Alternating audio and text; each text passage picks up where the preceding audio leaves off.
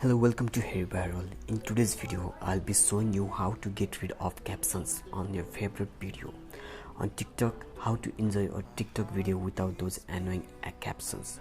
Well, open first of all the TikTok app and then you select the video that you like.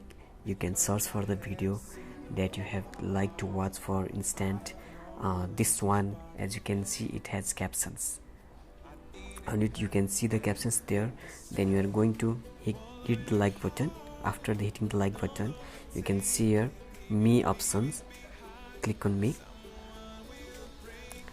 then open this like sections, and then you can see that you have just liked video.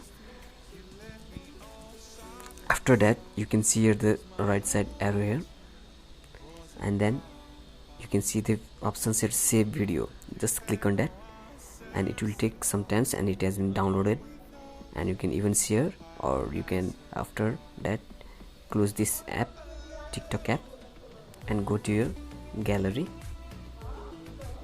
and then you can see here you have just downloaded that video.